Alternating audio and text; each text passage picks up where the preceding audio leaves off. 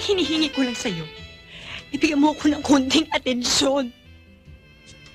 Kahit katiting, kahit tingin lang. Makita ko na sa mga mata mo na mahal mo ko.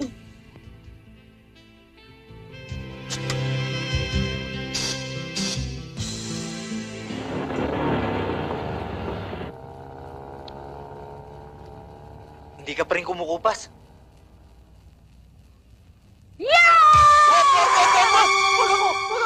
Bitaw mo si Tambo! Bitaw mo si Tambo! Bitaw mo! Bakit ba? Walang yakay! Pamimigay mo ako! Hindi, Diyos ko naman, nagdadrama lang ako. Hayaan mo namang may mangyaring masama sa'yo. Talaga? Aga!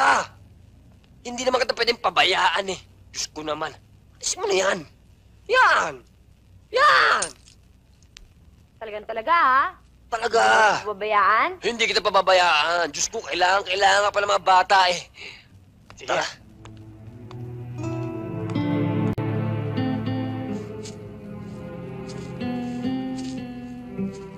Tingnan mo yung mga ilaw, oh. Ang gaganda nila, di ba? Yung mga ningning nila, nagbibigay ng pag-asa. Para bang ang tahimik. Para bang walang problema sa mundo. Yung mga ningning na nakikita mo,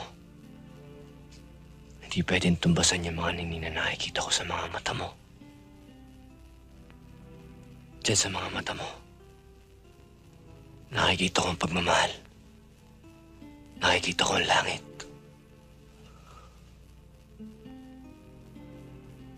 Mahal kita. Mahal na mahal.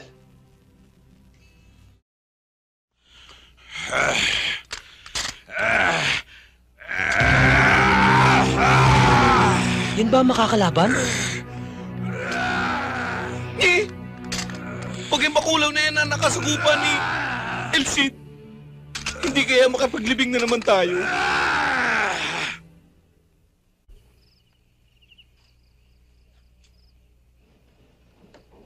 Kilala ko ang kampiyon na minamanage ng papa. At alam ko na rin kung sa magwawakas sa labanang ito. Hindi na ako pwedeng umurong. Napasubo na ako eh. Tsaka isa pa, tiniruan mo na ako ng karate. Marunong naman ako sa suntukan.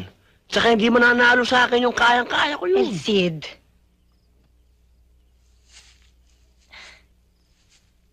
Maraming mali sa labanang ito eh. Mali ang kalaban. Mali ang nagmamanage sa kalaban. Mali ang desisyon mong banggain siya. Lahat mali! Ikaw, ako, tayong dalawa lang ang makapagtutuwid sa mga pagkakamaling ito eh. Imposible mangyari yan. Kalokohan yan. Malaking kalokohan yan. Dahil ako, sanay na ako maging mali. Magmula nung pinanganak ako, ha? Hanggang ngayon. Hanggang ngayon. Ang tingin ko sa sarili ko, isa akong malaking pagkakamali. Eh, nung maliit nga ako, ang tawag sa akin ng mga kalaro ko, alam mo ko, no? Wrong mistake. Ang ibig sabihin nun, sala ka na, lawa ka pa. Eh baka nga mas maswerte pa ako kaysa sa'yo eh. O baka nga ikaw pa mas maswerte kaysa sa akin. Kasi, mayaman nga ako. Marami nga akong material na bagay. Di naman ako malaya. Para akong isang ibon na nakakulong sa gintong hawla. Eh ikaw, pobre ka nga, lahat naman ng gusto mo nagagawa mo. Hindi totoo yan. Eh bakit kanina rito pinipigilan mo ako doon sa gusto ko? Dahil alam kong pwede kang mamatay sa gagawin mo. Mamatay? Alam mo, sa ayaw at sa gusto mo, gagawa ako ng paraan. Kung kinakailangan makapagkita ako kay Papa, gagawin ko. Oh, Ana! Ana! Masyado ka namang high blood eh. Ana! Kayang-kaya ko yun!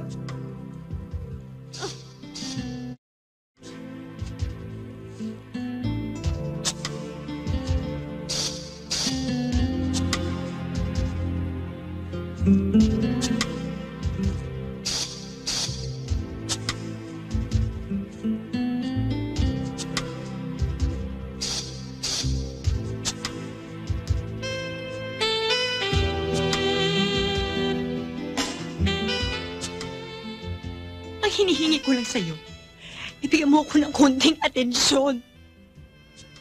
Kahit katiting, kahit tingin lang. Makita sila sa mga mata mo na mahal mo ko.